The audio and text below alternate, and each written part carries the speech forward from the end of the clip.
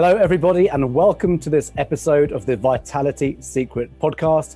I'm delighted to be here with friend and sleep doctor, Dr. Michael Breus.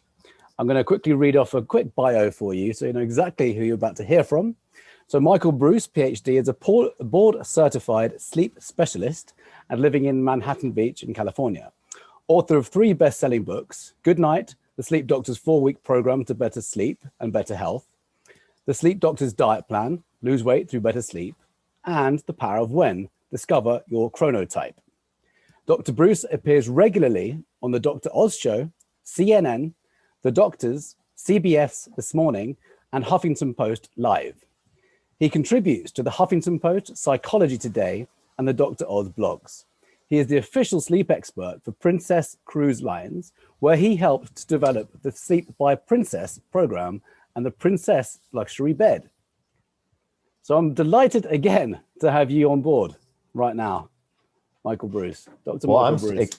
I am excited to be here. Thanks for having me. And I'm excited to have a conversation about sleep, about inflammation, about immune function, about vitality, testosterone, you name it. Let's talk about it. Let's do it. Amazing. So you know that you just listed my subjects. I know. So, I always love by starting to hear about your story. Normally people have some kind of background, some reason why they choose a specific route. A lot of people I interview, either the pioneers in holistic health and healing, and I consider you one of those people, and also people who have healed their own bodies of a very serious illness. And there's normally a reason why people start teaching this kind of stuff. So I'd love to hear from you about what got you into this. What inspired you to choose sleep? So, most people wonder, like, did I have a sleep problem or did a family member suffer, terribly from a sleep issue? And that's what inspired me. Absolutely none of those things happened. It was completely serendipitous. I had no interest in sleep and I had no desire to go into sleep. So I was interested in sport psychology. So I was getting my PhD at the University of Georgia, top 20 program, very high ranking sports psychology program.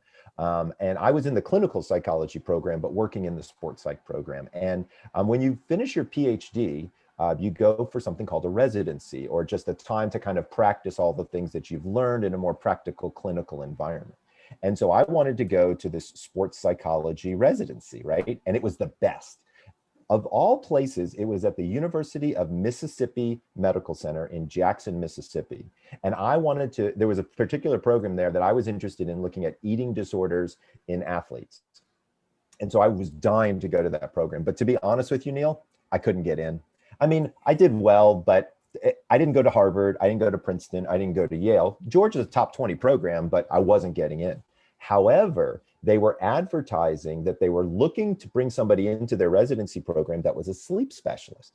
And when I looked at the requirements, I realized that I knew how to run all of the pieces of equipment that are used in a sleep laboratory. See, I worked my way through graduate school in the Department of Electrophysiology, so I can take apart the EKG machine and put it back together, the EEG machine and put it back together, all of the signals. I'm a wonky, geeky kind of guy, right? Like, I was the kid who took the telephone apart and put it back together. There were 5 pieces left over and it worked better, not worse. That was, and so I like to tinker around. And so I was like, hey, you need a sleep guy. I can be that guy. And so here's what my plan was, Neil. I was going to get accepted, and then I was going to transfer inside the program and just get to the place that I wanted. Just because you tell me I'm not going to be in your program does not mean I'm not going to be in your program. It just means that I might not walk in through the front door. And so I sold myself as a sleep technologist to get to be part of the program to then transfer. So I did it, and I got in. And I got there and I was like, okay, this is going to be awesome. As soon as I got there, I said, hey, I want to transfer. They said, look, we have you for the sleep thing. You need to complete the sleep thing. You can, if you want to transfer, you can transfer later. And I was like, okay, great. And by the 3rd day, Neil, I absolutely fell in love with clinical sleep medicine. Dude, I help people like this. It's unbelievable. It's like nothing I've ever seen. Like, when you're a clinical psychologist, right? And somebody comes to you and they talk to you about depression, or they talk to you about anxiety or things like that, it can take months, years before you see any type of gains along those lines. So true. 24 hours, I can change people's lives sometimes. Wow. It's incredible. And when you change somebody's sleep, you change their life. You change every single aspect about them. You change their mood, you change their vitality, you change their testosterone, you change their inflammation, you change their happiness, you change everything about them. And that's what I like about it. I mean, honestly, it's just a really cool field. There's something new that happens all the time. The very first sleep clinic, it's kind of funny, was in 1946 in Walla Walla, Washington, where they were studying narcolepsy of all things. And if you think about that, like 1946, like that was only like, 75 years ago, right? Then you think about where is medicine, right? Think about Hippocrates, right? Thousands of years of medicine. We are at the we're not even at the sperm and egg stage yet. You know what I'm saying? Of where sleep medicine is going. We're so early on that I think it's a super exciting time to be involved in sleep medicine. And one of the reasons that I really enjoy it, I really like helping people quite a bit. That's one of the things that just gives me a lot of joy. But what's also, I have a curiosity bug in my head, and I'm always curious about how do things work. And that's where I get that from sleep medicine as well, because literally every single month, there's some new piece of information that comes out about some researcher around the world that's talking about a new aspect of sleep. And, it's a broad topic, because we can talk about like the areas of your expertise of vitality and connection and inflammation and hormone distribution, but we can just as easily talk about sleep, for example, in athletic performance. We can just as easily talk about sleep in memorial or memory performance. We can just as easily talk about one of the 88 different sleep disorders, right, that are out there. 88. I mean, there are 88 ways you can fuck up your sleep. Like, who knew, right? I mean, so when you start to really think about a career and a challenge and things like that, I think that one of the best things that I can do is be involved in sleep medicine, because it's constantly a challenge. I have the opportunity to constantly help people. And it's a really interesting topic. One of the funniest things I always tell people is if I go to a party, sometimes my wife will like give me the elbow and she's like, "You're not a sleep doctor tonight." And I'll be like, "No problem." Because sometimes if I show up and somebody says, "Hey, what do you do?" Right. Everybody wants to ask me, a million questions about sleep. And the thing is, to be truthful, I love answering the questions about sleep. Like, it's really something that I enjoy doing, and I think it's fun. My wife rolls her eyes and walks to the bar, to go get a glass of water to go sit down, because she's heard all the questions, time after time after time. And to be fair, she actually knows quite a bit about children's sleep, because she's the person who helped us when we were, our kids are grown now, 17 and 18, but when they were younger, we worked on their sleep quite a bit. So it's a very interesting field. I enjoy it tremendously. And it's one of those things where my wife says this all the time. She's like, "Look, Michael, if you were a cardiologist, you might not be nearly as interesting as if you're a sleep specialist, because everybody sleeps or doesn't, right, as the case may be. And so everybody seems to have an innate curiosity about it, or Neil, they have a question that either has to do with them or a loved one that might be suffering." Wonderful. Yeah, obviously everyone can relate to sleep. Yeah. I love how you got into this through a rather serendipitous event. That's almost how I got in as well. I was never intending to be in health and wellness.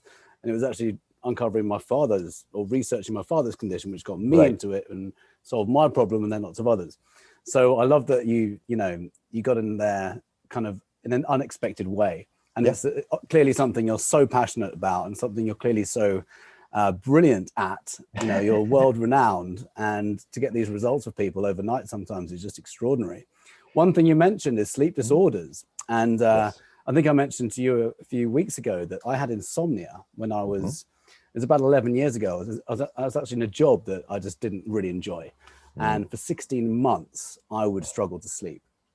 So I'd often go to bed at 10 or 11 and I'd stay awake until 5 or 6 in the morning. And then I'd fall asleep, and then my alarm would go off. So I couldn't sleep on my own bed. And then I would fall asleep on the train on the way to work. I could virtually sleep standing up on the train, on the underground in London. That's how I went for 16 months. And I wish I knew you back then. I wish you did too, my friend. It was, I can certainly relate to sleep disorders, and a number of my friends, some of my clients, have spoken about sleep disorders or waking up in the middle of the night. Almost everyone can relate to it in some way. And there's also all sorts of things that disrupt our sleep, aren't there? Yeah. So I would love to talk to you about inflammation in a moment. And beforehand, because we just talked about what can disrupt sleep, I'd love to talk about your hacks. I saw your talk. I think you've got a few there on Mind Valley. Yes. And one of them, which I found really informative as well as entertaining, you talked about two main hacks. So with sleep, most people might immediately think, oh, he's going to say, stop drinking caffeine, stop drinking alcohol. Right. And that's kind of what I was almost half expecting as I started watching that video. Not me, baby. I like my coffee and I like my whiskey. Love it. Love it. So let's talk about these things that people love so much. And can we talk about these hacks? And then we can talk about how amazing sleep is for regenerating the body and inflammation, et cetera, and the immune system. Of course. Very important right now. So caffeine, I would argue, is probably the biggest opponent of sleep. Like if sleep was looking for an enemy, an arch villain, it would probably be caffeine or anxiety. Those would be the two things that seem to be affecting there. And we're going to talk about anxiety because I think anxiety played a role in your insomnia when you were in London and so unhappy because you were unhappy at a job, and that translates to anxiety before bed, and that makes you sleepless. But let's talk about caffeine, because what a lot of people do when they're in the exact same situation that you were in, Neil, is they caffeinate. Right? They wake up in the morning and they have a cup of coffee, and then an hour later they have another, and then an hour later they have another. Yeah, and what people tea, don't. In fact, I didn't drink coffee then, but it was tea. Right. Yeah. And so what's interesting here is the first thing we all have to establish is caffeine does not replace sleep.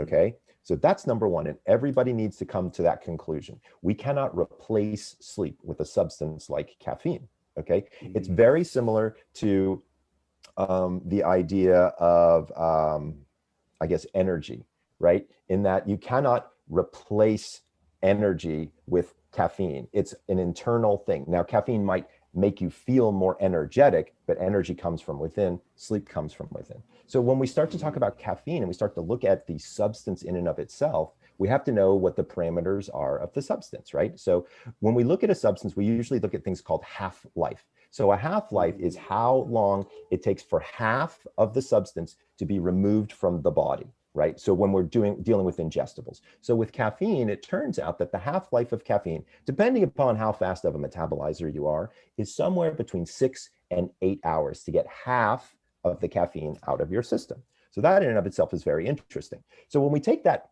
number, 6 to 8 hours, okay, that's how I developed the hack, where I tell people it's okay to drink caffeine, but please stop by 2 p.m. Now, why did I choose 2 p.m.? Well, the average bedtime, at least here in North America, is around 10:30. And if you count back 8 hours from 10:30, you get about 2:30 in the afternoon. And that's where I came up with the recommendation. So at least half of the caffeine is out of your system by the time you're falling to sleep. Now, the question might be, well, Michael, there's still half of the caffeine in your system. Is that an okay thing? Well, what we know is the jittery effects and the alerting effects of caffeine oftentimes come at the front end of administration, not necessarily at the back end of administration. But here's where the problem lies, is many people turn to me and they say, Michael, I know you tell people not to drink caffeine, but you know what? I have a cup of coffee at dinner and I can fall right asleep at 9:30, 10 o'clock. So what's the deal there? So it turns out that there are different caffeine sensitivities that people have. I got one patient, she eats one chocolate kiss, she's up for 24 hours. I got another one who drink a pot of coffee and go right to sleep. Okay. Wow. So people have different caffeine sensitivities, but there's an underlying factor that cannot be denied no matter what your sensitivity is. Caffeine's a stimulant. Doesn't matter how you slice it. So if you're going to put a stimulant in your body, it's going to have an effect on your sleep cycle. The closer to going to sleep that you put caffeine in your system, what happens is you lower your total amount of slow wave sleep, which is your deep, physically restorative sleep. You lower that amount. You also lower the amount of REM sleep. So caffeine affects two separate areas of sleep: physical restoration and mental restoration.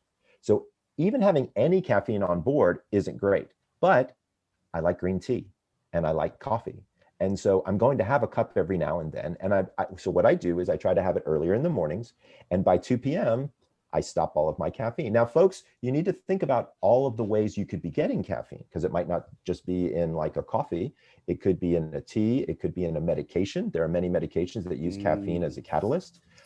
There's chocolate, there's desserts, there's all kinds of different things that have got caffeine in it. To be fair, you'd have to have about 200 milligrams of caffeine in you to make a real dent in your ability to fall asleep. So if you want to eat a chocolate kiss before bed, I don't give a shit, right? There's nothing wrong with that. Have a nice little treat before bed, although the sugar probably isn't the best idea. But if you can, limit caffeine by 2 p.m. Now, I do have a super special hack that I use for people that I call the Napolatte. Have I told you? Yes. So this one's a fun one, and I think people will enjoy it. So let's say that you're having a Neil kind of night from 10 years ago, and you are just dragging it, and you know you got a big day and you didn't get a great night's sleep. What you can do is you take a 1 6-ounce cup of drip black coffee. Has to be drip coffee. It has the highest caffeine content. You want it to be black. You don't want any sugar, any dairy. It could upset your stomach, okay? Throw 3 ice cubes in it just to cool it down. Slug it back, drink the whole cup as fast as you can, and then immediately close your eyes and try to fall asleep. Now, let me tell you the science behind how this works. When you look at, so when a cell eats a piece of glucose, something comes out the back end. One of those things is called adenosine. Adenosine works its way through the system and goes to a very specific area in your brain. As adenosine accumulates, you get sleepier and sleepier and sleepier. Now, if you look at the molecular structure of adenosine, which is that thing that makes you feel sleepy, and the molecular structure of caffeine, they're off by 1 molecule. Wow. It's kind of amazing when you think about it. It's literally off by 1 molecule, the thing that wakes us up and the thing that puts us to sleep, right? That's crazy. Yeah. Right? It's nuts. But what's cool about it is caffeine fits perfectly into the adenosine receptor sites in your brain. And so as you're sleeping, taking your nap, you burn through the adenosine. The caffeine is waiting in the wings. It fits perfectly into the lock and key. You're good for 4 hours. Guaranteed. Wow. So what time of day would you do that hack? I would do that somewhere between 12:30 and probably 1:30, 2 o'clock. That way you can follow the guideline of not drinking caffeine after 2 p.m. Also, most people seem to right after lunch get a little sleepy. Oh, yeah. And so we should use that to our advantage. It turns out that that little sleepiness that we have after lunch actually is a slight dip in our core body temperature. So our core body temperature at around between 1 and 3 in the afternoon has a very small dip. Believe it or not, that tells our brain to release melatonin just a little bit, and that's why we feel sleepy. It has nothing to do with having a big pasta meal or pizza or big lunch. It has to do with this daily timing of the core body temperature drop with the melatonin. Then it goes away. Yeah. And then your core body temperature rises, and then around 10:30 begins to fall again. And that's when your big dose of melatonin pops out. Wow. Okay. Because I was playing around with that as well, because I stopped having big lunches. I'd always have a salad for lunch when I was in that company. If you go outside, it turns out that if melatonin is being produced, if you go outside and you get direct sunlight, I know you do a lot of work outside anyway, then that will actually turn off that melatonin faucet almost immediately. So instead of having to grab for your energy drink, you know, or your Snickers bar or whatever it is that's not particularly healthy, grab a water, hydrate, which you always do, good job of anyway, and get outside and get some fucking sun, right? I promise you, it will wake you up. You don't need to add a muffin or a Snickers bar for energy. What you need is fresh air, sunlight, you know, and a little bit of a break, right? With some water from whatever it is that you've been sitting there doing for so long. So try the Napolatte, and I call them sunshine breaks instead of coffee breaks. So that way you can keep taking your sunshine breaks throughout the afternoon. I mean, depending upon how cold it is where you are. Right? Yeah. In England, you get to go outside a few days a year. But it's I would always make sure I left. Excuse me, it's a very loud vehicle. I'd go outside even during the winter to get that hour, even in the brisk, cold sun, because I just felt energized, and I just knew that by moving my body, I would create energy in my body as well. I was blown away as well. As soon as I found out that water can energize the mind, it doesn't have to be caffeinated. If I'm ever feeling a bit kind of sluggish in the afternoon, I'll have a glass of water, and I'm like, I'm awake again. It's amazing. So Yeah. when you look at hydration, and you bring up the topic of hydration, which is critical, right? And so every single morning, my first recommendation is drink 15 ounces of purified water, room temperature, from a reusable container, right? Every single morning, 15 ounces, period, end of story. Just load up. Why do I say to do that? It turns out that sleep in and of itself is a dehydrative event. So most people don't know, but just the humidity in our breath, we lose almost a full liter of water every single day, which is kind of amazing when you think about it, right? And so here's where it gets weird, because we also want to talk about alcohol, right? Let's say we're going to go out with some friends, right? And we know we're going to have a nice evening. We're going to stay out maybe late. So during the daytime, we're feeling a little sluggish. What do? We drink a little bit of coffee to give us a little energy, because we know we're going to be going right out after work, right? So maybe we have a late coffee. Well, one thing to remember, caffeine is a diuretic. Oh, didn't think about that. Did I, Michael? So I start to go to the bathroom. All right, no problem. I'm hydrating. I'm drinking coffee. I'm hydrating. I'm drinking coffee. No problem. I meet my friends for happy hour, right? I'm going to have a beer, and then I'll have a cocktail maybe with dinner, and then maybe an aperitif afterwards, because it's a fancy night and we're all going to be having a lot of fun, right? So what is alcohol? Alcohol is a diuretic, right? If you start drinking alcohol, once you pee once, you're going to be peeing all night long, right? So you had coffee during the day, which makes you, exactly, when you break the seal, you're done. So what ends up happening is you're drinking coffee during the day, which makes you pee and you're hydrating. Then you drink alcohol and your stomach feels full because it's got such a volume of fluid in it, but it's actually dehydrating you, because as soon as you start to pee once, you start peeing all night. So you get in bed dehydrated. Then sleep in and of itself is dehydrating. So when you wake up, what do most people do? They reach for coffee, which is again another dehydrator, right? And that's why you have to be, reaching for the water all the time. Our bodies, when we wake up, we're almost like a shriveled up raisin at that point. Like the last thing we need is caffeine at that point, because honestly, it just makes you feel jittery. I've actually discovered a hormonal imbalance where when people wake up, in order to pull yourself out of a state of unconsciousness, you need two hormones. You need cortisol and adrenaline. They both have to be pretty high. When that does that and it brings you out into that state of consciousness, if you compared cortisol and adrenaline to like caffeine, that'd be like comparing cocaine to weak tea in terms of how powerful they are. Wow. So adding caffeine on top of a brain that's already got adrenaline and cortisol in it, it doesn't make a lot of sense, right? All you're going to do is kind of get that jittery feeling. But if you just wait 90 minutes, cortisol and adrenaline naturally begin to decline. Then if you add caffeine, it actually lifts the cortisol and adrenaline back up to pre-unconscious levels. So you're going to get a lot more bang for your buck if you just wait 90 minutes after you wake up to have that first cup of coffee, right? Or tea, or whatever your caffeinated beverage of choice is. Now, to be fair, if you're waking up on your chronotypical wake up time, which is this genetic predetermined bedtime that I discovered, or that I've been talking about in my last book, it turns out most of the time you don't need caffeine. It's kind of weird. So I used to be a 1 to 2 cup of coffee every morning drinker. Then I discovered this whole 90-minute thing. And so I started waiting 90 minutes, and then I got a lot more energy from the caffeine when I did use it. But once I really made my bedtime and my wake up time incredibly consistent, Neil, this is the amount of energy I have all day.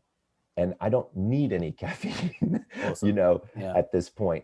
If anything, sometimes I have a little green tea, which has a little L-theanine in it to help kind of settle me down so that I'm not a little, shaky. So I find that with proper rest, caffeine isn't really even something that's necessary in my body. Totally understand people want to drink it. Not saying that you shouldn't do it. All I'm saying is watch when you do it. Stop by 2 p.m. or try the Napolatte around then. You might be surprised.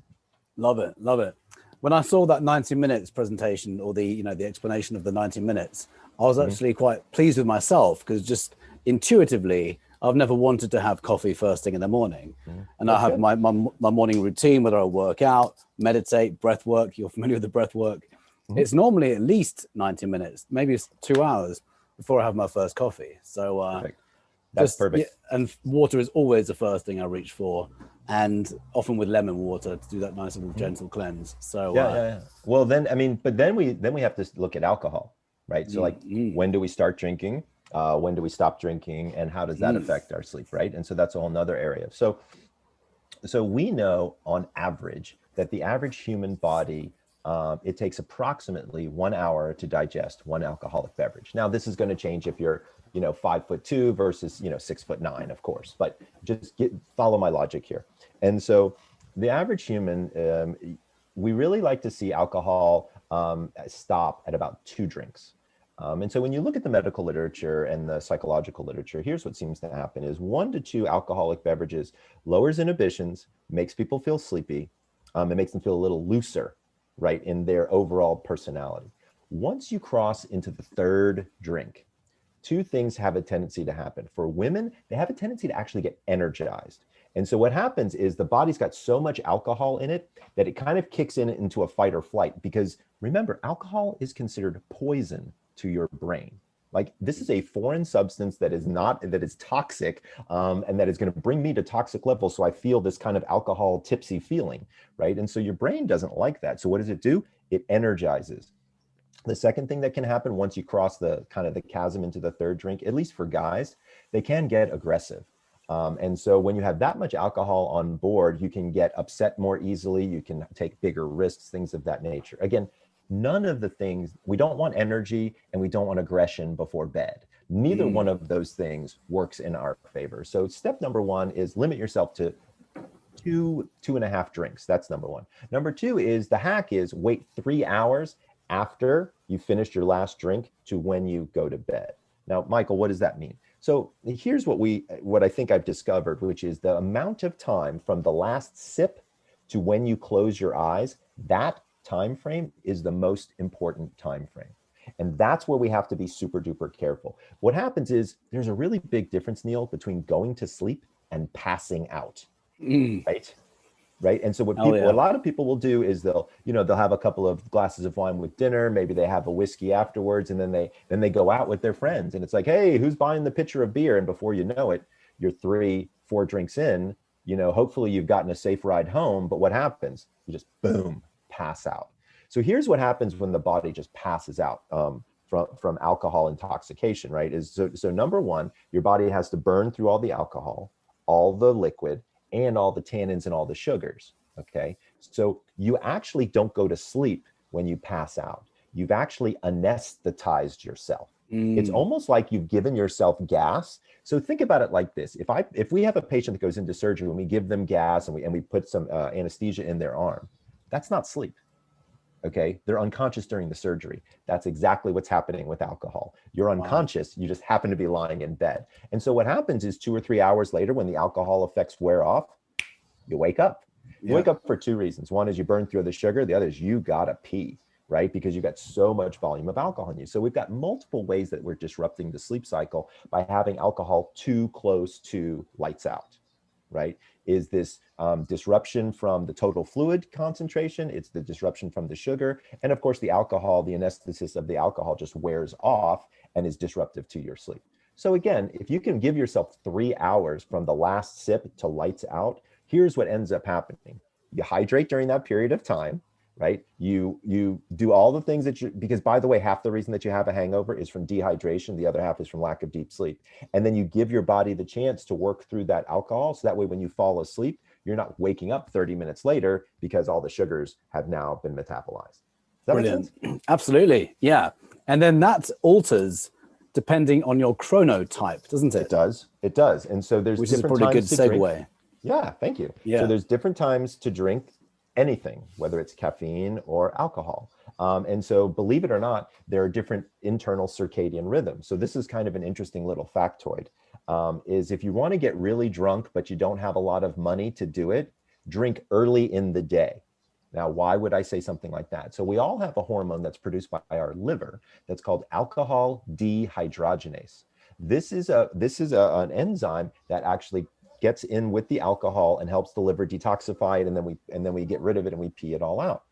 Here's the funny thing. Alcohol dehydrogenase has a very particular circadian rhythm.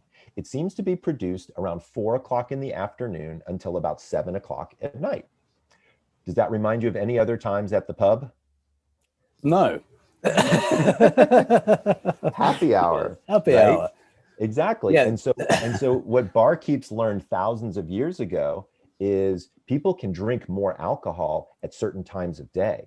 And the reasoning is because of this alcohol dehydrogenase hormone that's released. So there are better times to drink during the day than others. So as an Mm, example, if you started, so I'm a night owl, me right? too. Okay, Mm, exactly. So we're not going to bed until midnight. So if that's the case, we probably wouldn't even want to consider having an alcoholic beverage probably before, I don't know, 7, 8 o'clock at night, right? Because again, we're not really, we're kind of thinking through this idea of timing, and we're night owls anyway. So our entire metabolism is also shifted. So mm, it's really pretty interesting. So the first thing you have to think about is this whole idea of, metabolism, and how does that work in my system, and then when is my alcohol dehydrogenase happening? Happy mm. hour for most people between 4 and 6, so look towards those times. And then again, making sure that it doesn't have an impact on your sleep cycles, meaning your brain waves, because that is where we see all of the good things happen. Remember, folks, sleep is recovery. And so we Mm. want, during sleep, it's kind of like bringing your car into the body shop, if you will, right, where you get all the dents and the scratches and the dings pulled out every night. But also there's a systems check. So you're checking your engine, your brain engine, your memory. There's something called the glymphatic waste system in stage 3, 4 that pulls all the bad proteins out, like tau and the proteins that cause Alzheimer's and things of that nature. And so when we look at sleep and we understand that sleep is the process of our body recovering, it's always a mystery to me why people would do anything to affect the recovery process, Mm. right? Like, it just Oh, doesn't yeah. make sense to me. If you break your leg, and that somebody puts you in a cast and tells you not to walk, if you take off the cast and you decide to walk, your leg's not going to get any better, Such a good point. Yeah. right? Yeah. And it's Yeah. the same thing with sleep, Yeah. right? Is we all know the basic rules and ideas of what makes sense for sleep. Now, you and I, we love to tinker around in the science and talk about things like testosterone, dropping, and inflammation increasing and things like that. And that's super duper important stuff. And I think it's important for us to know it and understand it in our heads. But at the end of the day, sleep is one of 3 of the most basic processes of the body. There's really only 3 things that the body does in a very particular way. We all have to breathe air, we all have to drink water, and we all have to sleep, right? Now, we do have to eat, but there's a million different ways to do that. And let's be honest, there are plenty of people who've made a career out of never exercising a day in their life, Mm. right? And so these are the 3 most common human denominators that I've been able to find. And so my theory is quite simple. If you know how to breathe, and that's one of the things that you've been teaching me, Neil, and so I have a lot of gratitude and thanks to you for teaching me about the breathing and the importance of breath work, because it's honestly, it's one of the most fundamental aspects of my human existence. Number 2 is knowing and understanding enough about water and being hydrated. And number 3 is getting good sleep. Dude, if you do those 3 things, if you just breathe, drink, and sleep, everything else is gravy on the potatoes. You know what I'm Hell saying? yeah. Hell yeah. Love that. Love that. And I just realized that I think in England we have happy hour later. So I'm going to be telling my friends in England to start drinking Mm-hmm. early. They're going to love that. They're going to love They're that. going to love that. Thank you, Dr. Breus. I'm going to send this excerpt to them right now. Yeah, so brilliant hacks you've just given for caffeine and alcohol. Yeah. And we touched on the chronotypes, and we touched on the idea that we're both night owls. Can we quickly, I'd love to talk about these chronotypes and how they're related to productivity, because Sure. So it's very interesting. And so my 3rd book is called The Power of When, WHEN. And I was looking at this idea of chronotypes. Now, just to be clear, I did not discover chronotypes. Chronotypes were discovered in the 50s. And then there was a group of scientists, researchers rather, that created a questionnaire called the MEQ, the Morningness Eveningness Questionnaire. So what they discovered was that some people seem to have more energy in the morning, and then some people had a tendency to be more wolfish, night owl-ish, right? And so they created this quiz, and people started to take it, and they started doing the research, and they discovered, oh wow, we've got people who are actually morning people and people who are night people. Now, I got to be honest with you, Neil, we used to think that that was a choice. We used to think that people would say, oh, I like the night, so I'm going to stay up late, and I don't like the day, so I'm going to sleep in. It didn't actually turn out to be that way. And so we actually discovered that in our genes, in our genetics, in our DNA, if you will, there's a particular area called the PER3 gene. This gene, if it is modified, changes when your brain wants to go to sleep. Now, there are 74 different sleep markers that I'm aware of. There's probably 12 or so that have to do with this idea of early bird versus night owl. But the biggest one, the main one, is the PER3 gene. It turns out that if there's what's called a SNP, or a single nucleotide polymorphism, big word. What does it mean? A small genetic mutation at a very particular place in this PER3 gene turns you into a night owl. And another one turns you into an early bird. So that was really cool, because all of a sudden it wasn't a choice. It's my body, it's my genetics. And when you think about it, Neil, if you think back to hunter-gatherer times, right? And you think back to villages and things like that, well, they really did have early birds and night owls back then, right? Because the early birds were the hunters, right? The guys that went out in the morning before dawn to sneak up on the animals, to kill, to be able to have food for their village. And then the villagers were the people in the middle, what we call the hummingbirds, right? They kind of get everything done and then the guards, or the sentries, they were the night owls. They were awake anyway, right? Because they're naturally genetically awake. And so what we see is, from an evolutionary perspective, these three categories have been around since the dawn of time. My contribution was I added a fourth. I discovered that there was a fourth category, also genetic, and there's a genetic form of insomnia, actually. And so I was like, because I have patients who came to me and they said, I'm not any one of those chronotypes, but I can't sleep. And so we went into the medical literature, and sure enough, we found that there was a very interesting aberration on a particular gene that qualified for it to become a chronotype. So my contribution is, I've come up with 4 different chronotypes. There's early birds, there's people in the middle, there's night owls, and there's insomniacs. Now, to be fair, Neil, I'm not a bird. I'm a mammal, right? I'm a human, I'm an animal. And I wanted to change the words. And so I decided to use new words, mammals, to represent these different avatars, if you will. So early birds turn into lions. Now, kind of a funny side note, when I was working on the book and we were in the marketing department and we were trying to discover the names, of the different animals, like which one should we choose? Turns out nobody wants to be a porcupine, Neil. Why? What's wrong with that? It's not right, exactly. Nobody wants to be a platypus either, right? Oh, and so it was funny, because what I decided to do was I wanted to choose animals that actually had the chronotypes, that actually participated in the chronotypical behavior.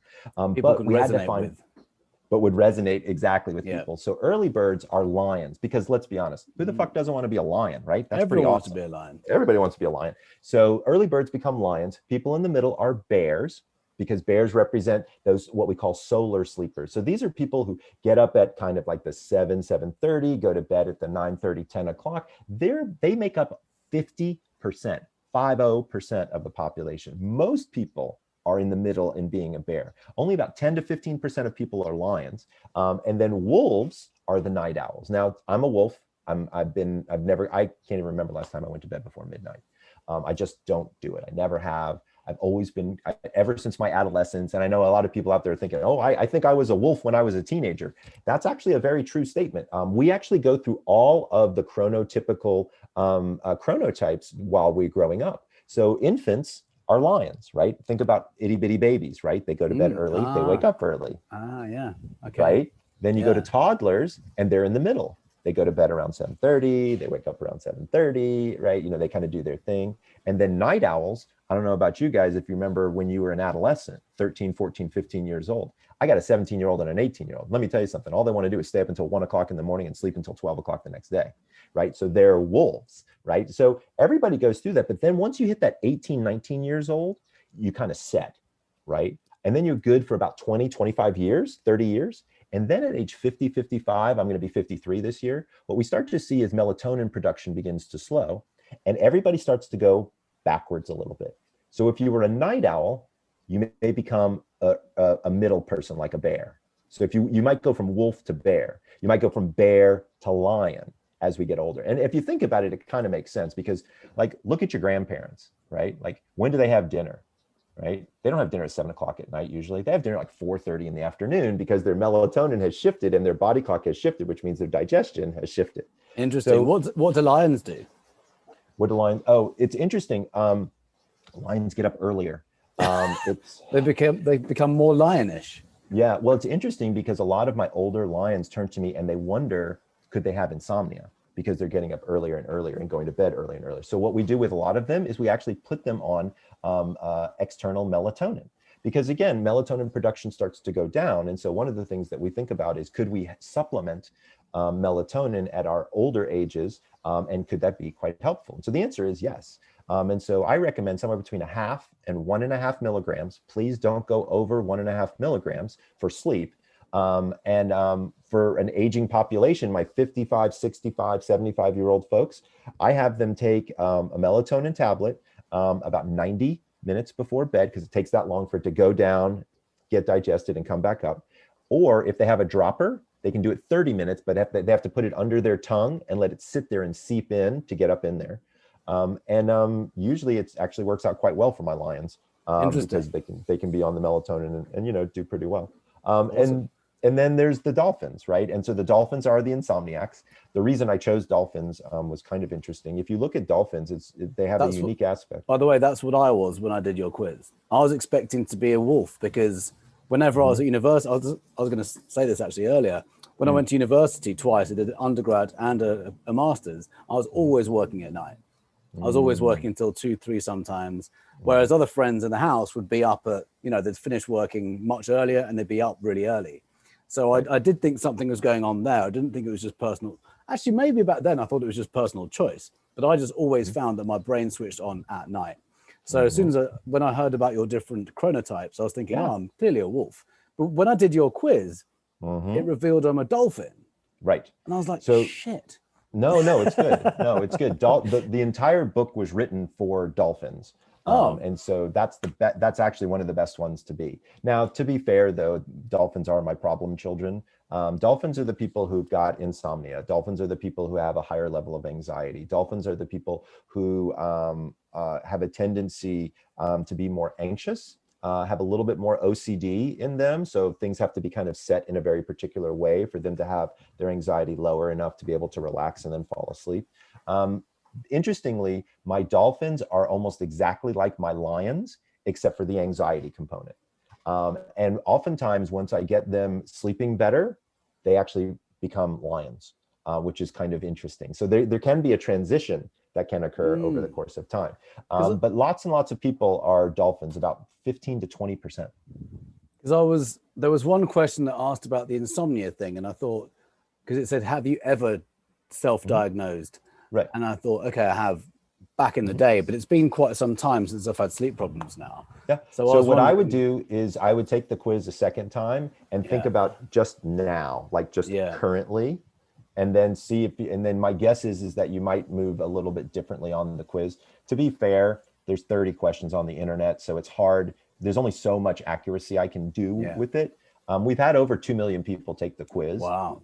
So we do know quite a bit. And it turns out that there are hybrids as well. So within the bear population, what's kind of interesting is there are early bears and there are late bears. So there are people whose chronotype might be in the middle, but sometimes they like to stay up a little bit later, or sometimes like to go to bed a little bit earlier. That's okay too. We don't really have a problem with any of those folks. But it is pretty interesting. One of the things that's fascinating about chronotypes that I think comes back around to your area of expertise, which is vitality and inflammation and testosterone and things like that. Perfect segue. Is that the night owls all have problems in that area. All of us do. So we have low testosterone. We're super high risk takers. We have lower testosterone than most people normally do. We do all kinds of, we're artists, we're actors, we're very creative people. But we also do things that we have a tendency to eat not so good foods, all things that can cause levels of inflammation that I would argue would probably be higher. Now, I can't honestly say that anybody's ever looked at the inflammatory response based on your chronotype. I've never seen that literature done, but if I had to guess, I would guess that my chronotype, being a wolf and an evening person, which has the highest risk for medical problems, the highest risk for mental health problems, also is going to have the highest risk for inflammation as well. Interesting. So talking of inflammation, maybe we could just talk briefly about how sleep helps to reduce inflammation. Because we now know it's the underlying cause of, I think most people have heard of this work. I did a talk at UCLA last year, actually in January. And I said, who knows what inflammation is? And no one put their hands up. And I was thinking, this is interesting. And I said, who's heard of the word inflammation? And everyone put their hands up. Right. So it is something everyone's heard of. And I'll just quickly say, it's the underlying cause of almost every illness. It's the sign that the immune system is overactive. It's already trying to protect you from current levels of maybe invasion or toxicity in the body or stress. It's there. And it's the underlying cause of almost every illness. So how does sleep help reduce inflammation? So it's interesting. So inflammation and so I wrote a blog on thesleepdoctor.com called 5 Things to Know About Sleep and Inflammation. So if people want to go there, they can start to understand it. So I'm going to go through some of the things that are on the blog. But one of the things that we know is that lack of sleep raises levels of inflammation, and too much sleep raises levels of inflammation. There was a laboratory study done. I'm going to read to you from a blog.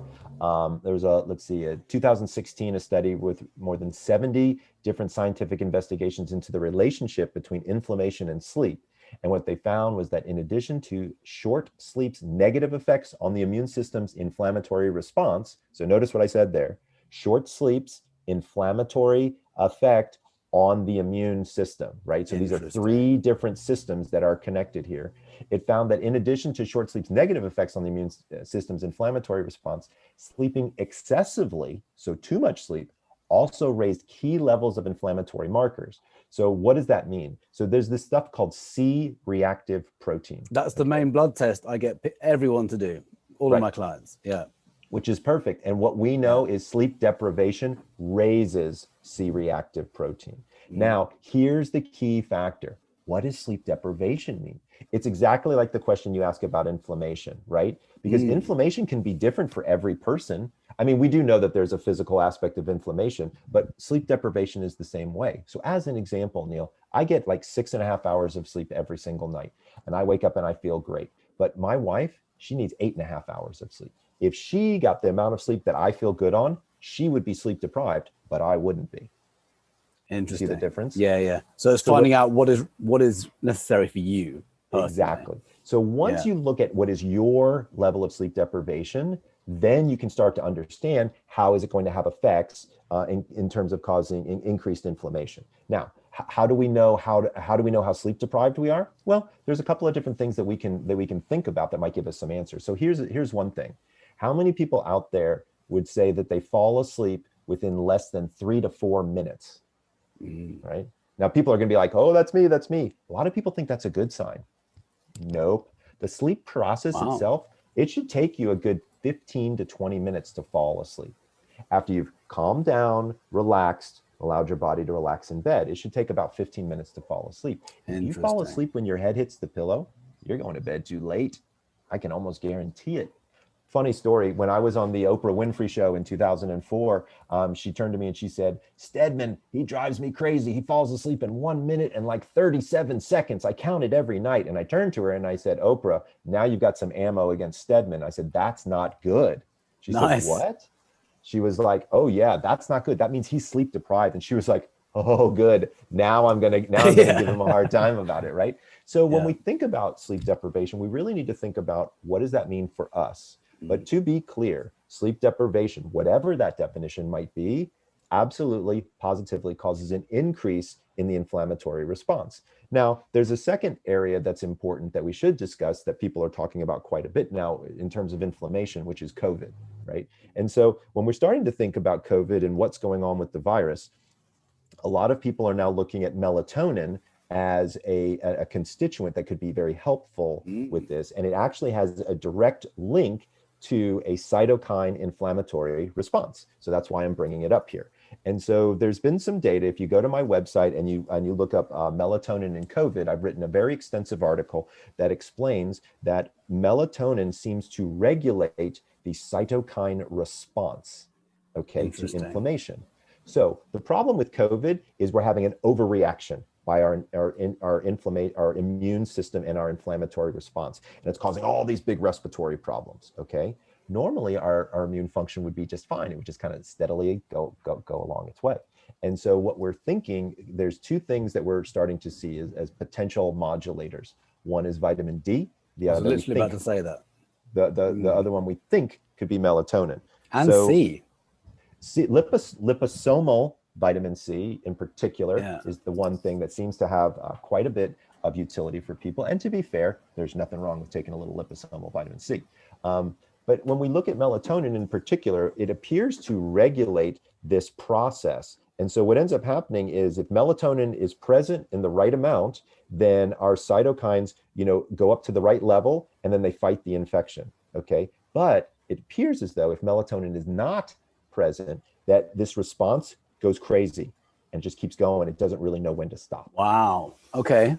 And that's where we have this over response, and that's where the inflammation comes in, and that's what we think could have something to do with COVID. Just to be clear, I am not a COVID expert. Yeah. I'm a sleep expert. I'm just repeating data to you that you can find on my blog. So I don't want people running out there and buying melatonin, running out there and doing all this stuff. This is a discussion surrounding the idea of how can sleep and immune function and inflammation be interrelated. And I would argue that during this virus, we're going to see quite a bit of that. Interesting. I'm so glad you talked about that, actually. I wasn't expecting that conversation, but it's really obviously very important right now. I think now is the best time any of us can get educated in whatever can help us with our immune system. And the inflammatory cytokine thing is the storm, as it were, has been spoken about right since the beginning. So that's why I've been not crazy, I've been recommending now is the time to get rid of inflammation in the body by whatever means possible. Yes. And I often point people to resources. So we can't make the claim that we can cure COVID, but we can say, hey, check out this, check this out, check this out, check this out. I did this with a friend of mine who had really bad breathing problems with COVID back in April. She was put on 3 different medications by her doctor. And I said, look, I've heard that IV vitamin C is amazing for the immune system and fighting COVID. Check out this article. Have a look at this one. I sent her 3 links. And she looked at them. It was actually Dr. Napolatte and brilliant studies on vitamin C helping the immune system. And she called me 2 or maybe 3 days later. And she said, Neil, you've saved my life. I'm totally back to normal. 1 IV of vitamin C wiped it out.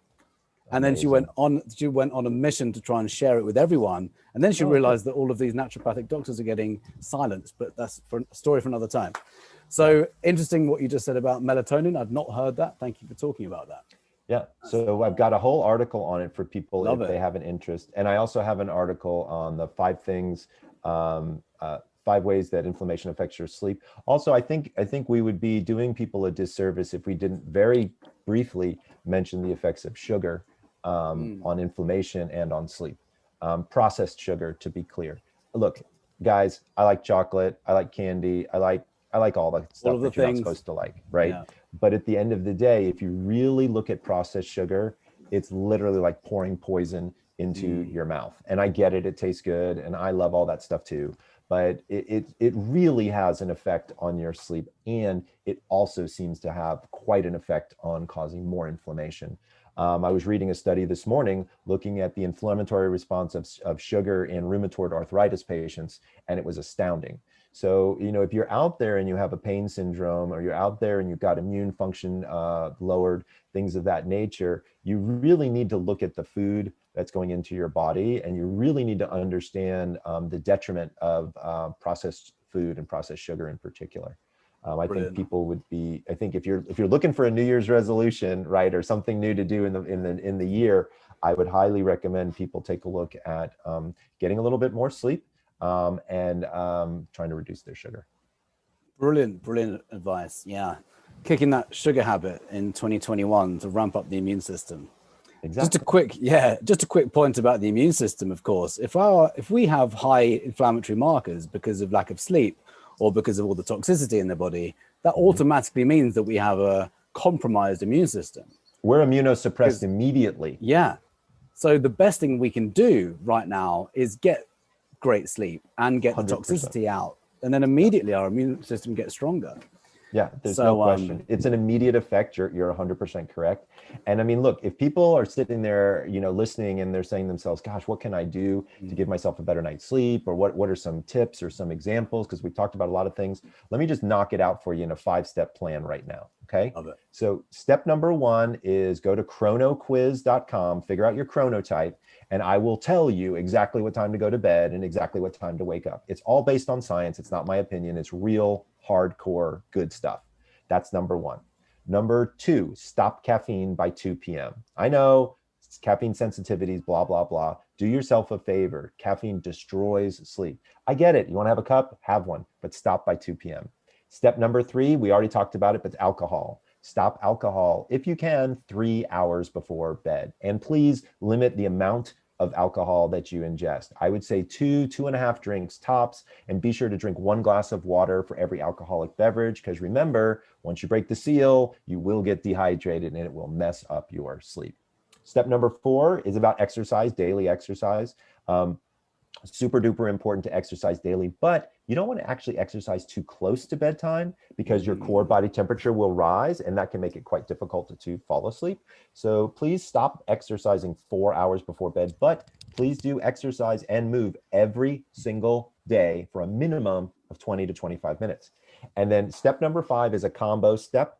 It's when you wake up in the morning, I want you to take 5 solid deep breaths, because you got to get the system started. Grab your 15 ounces or 20 ounces if you want of room temperature water and get 15 minutes of sunlight. And what I do to do all 3 of those is I actually go outside with my dog. So I grab my water and I go outside with my dog, and he's running around and I'm drinking my water and I have my eyes closed and I'm just letting the sun hit me. You don't even have to have your eyes open, just letting the sun hit me. And one of the other things I do, which is a little goofy, but I like to do it anyway, is I take off my shoes and I let my feet touch the earth. That's and not I don't goofy. know why That's grounding. Good. That's grounding. It feels good. So I've got a chapter on grounding in my book. Oh, do you? I don't know much about grounding. It's all about the body electric, because the earth is like a sea of negatively charged electrons, and all of our cells are negatively charged. When we're connected to the ground, it's not, there's a subtle, nice feeling, but also what we're doing is we're getting energized. And that's why you feel that natural intuitive instinct to do that. We are literally getting grounded, and when we're grounded, we reduce inflammation. So with my clients, I recommend they do that as well, as much as they can during the day, and sleep grounded. So I recommend grounding pillowcases. I meant to ask you about this actually. Yeah, grounding pillowcases, and their sleep gets better. Well, so here's what I found that's interesting, Neil. And I mean, me, I'm a hardcore science guy. I've had 2 patients. I've been doing this for 22 years. I've had 2 patients come to me who said that they were EMF sensitive. Okay. And so I said, okay, I don't know what that is, but I'm open-minded and I'm going to figure it out. Right. And it has to do with cell phones. Right. Yeah. And so I recently wrote a blog. So we did a little bit of an investigation, and it turns out that cell phone use reduces melatonin production, specifically cell phone use in the evenings and sleeping near your cell phone. I recommend that people want to check out that blog from me. Totally. But what I did with these 2 patients is they said to me, Michael, we're convinced that this is a problem for us. So I said, okay, well, how do you want to go about doing this? And so one person, we bought one of these pads that you described, a grounding pad. And it was cool because you put the sheet under the bed and then it come out the window actually, and then you buried it into the ground. And swear to God, this person slept on it and they felt like $1 million. I had them go sleep in a hotel without it. They couldn't sleep. I had them come back to their house without it. They still couldn't sleep. Stuck it back on. Boom, they slept. I just got goosebumps. Right? Yeah. I've actually recommend this. I recommend all of my clients get grounding pillowcases and or grounding pillow sheets. And you can also buy mats. So there's paint. Did you know there's paint now? You can paint your room and you can create a Faraday cage in your house. No way. It's unbelievable. Just with paint. By the way, Faraday, just for people who don't know, Faraday is a way of keeping out electromagnetic fields. Right. So from cell phone radiation, laptops, Wi-Fi, they're the obvious ones. We've just gone from 4G to 5G. Right. A book called the Hidden Rainbow, or have you heard of this book, The Hidden Rainbow? No, I haven't. You'll love this. PhD, scientist, engineer. He realized that did some research, and over the last 220 years, preceding every single pandemic, was an increase in electromagnetic radiation. So Really? we've got, starting with radio waves, and we've just gone, 220 years later, we've gone from 4G to 5G, which is immediately compromising people's immune systems. Oh, that's interesting. Yes. So that is interesting. You will love this book, actually. Okay. Well, I'm excited to see it. Yeah. I love that you just mentioned that about the sleeping grounded, because it's such, there's a book called Earthing, which is when I discovered this from I've one of heard our of that, but I haven't read it. One of our fellow metal brothers actually recommended it to me, Ben Cook, back in 2014. And nice. It really opened my mind up. And they talked about inflammation throughout the entire book, and how grounding is one of the best ways of reducing inflammation. So you've had personal experience with that, and I love that with your clients. Yeah. So I do it myself in the mornings, and I ask my clients to do it as well. And it seems to go well for people. I think also having a routine every day is critical. I'm happy. I'd like to, share with everybody, like every morning I work with Neil. So every morning I hear Neil every morning, and we do breath work together. There's a group of us that do it together. Neil runs it for a group of men. It's an amazing group of guys, and we do meditation and we do breath work, and it's one of those things that's like important in my life. So I like to go to it, and it's like, a good addition, I guess is the best way to say. And so looking at 2021 and looking at resolutions, or what I like to call rest-olutions, for the new year. Interesting.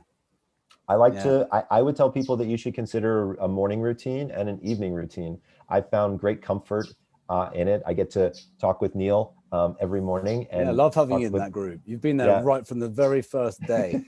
And I don't think you've missed a session, maybe one in the last 2 months. I missed one. But amazing. It's great to have that routine and to have that level of consistency. One of the big things that you talk about a lot in Vitality Secret and in your previous podcast is balance, right? And balance is always a centerpiece. And that's how sleep is too, right? I tell people all the time, sleep is a lot like love. The less you look for it, the more it shows up, right? And so you just have to, everybody knows how to sleep. It's inherent in your system. You just have to give yourself the permission to do it, and you'll be shocked at how well you do it.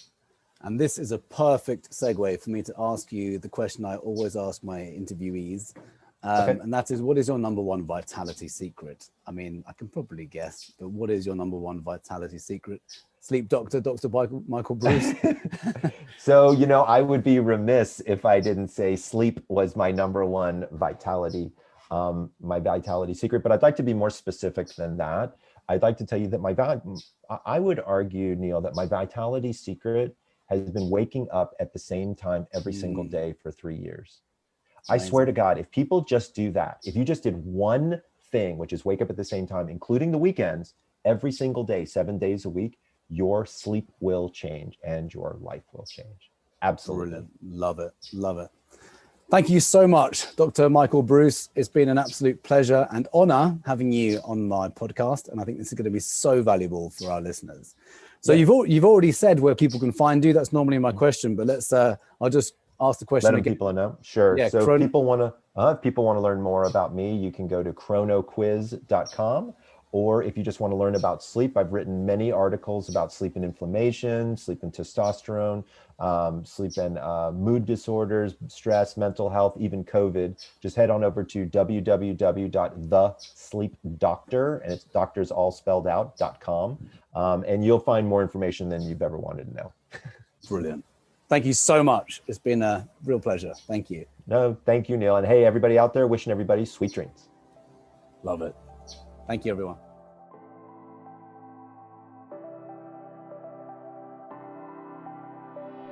Thank you for listening to the Vitality Secret podcast. If you liked this, please leave a 5-star rating.